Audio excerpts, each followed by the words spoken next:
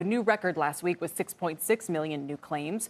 If my next guess is correct, we're about to break that record again this week. So when can we expect this curve to crest? Joining me now is Jesse Edgerton from J.P. Morgan's Economic and Policy Research Team. Jesse, it's good to see you. Certainly caught a lot of attention last week with this forecast that we're going to hit 7 million new claims this week. Is this as bad as it's going to get? I would hope this might be as bad as it's going to get, but it's hard to know for sure. If you look at past really sharp events like September 11th or something like that, the level of unemployment claims stayed elevated for something like 4 or 5 weeks right afterwards. So we're just in the third week here on this event right now.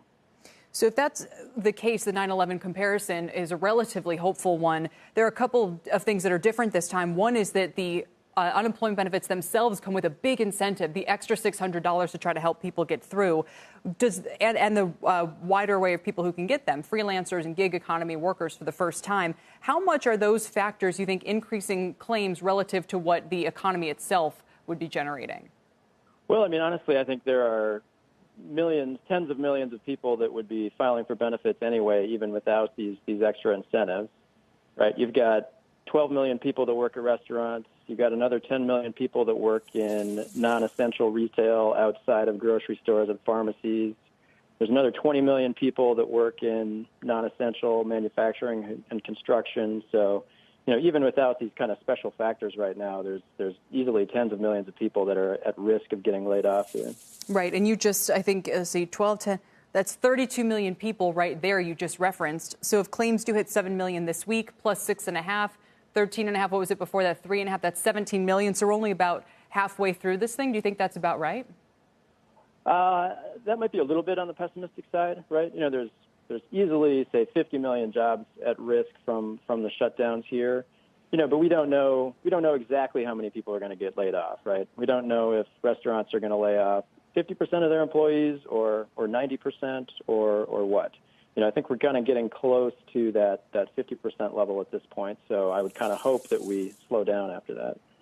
And obviously, all of these forecasts are contingent on what happens with the coronavirus. I'm curious if you think the claims is relatively tracking the coronavirus curve in real time or with a lag of a week or two. Any early indications there?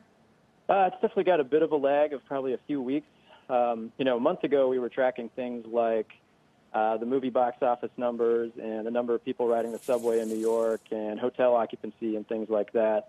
So those things were already starting to plummet, maybe 4 weeks ago. And then we've just been getting the claims numbers hitting kind of for the last 2 weeks here. So I think the claims numbers are one of our most timely indicators, but they were still a little bit behind these things that were kind of directly hit right away by the virus itself. And what's your total forecast at this point for the number filed? I would guess we'll get to something like maybe 25 million here that would be the sum over the last 2 weeks plus the next 2 or 3, something like that. Yeah, and from there, then we'd like to see it drop as quickly as possible in continuing claims? There was a little bit of a puzzle last week where the entire rise in initial claims from the previous week didn't show up in continuing claims. I would kind of guess maybe that's just like a processing lag, and we're going to see the vast majority of these initial claims show up as continuing claims at some point there.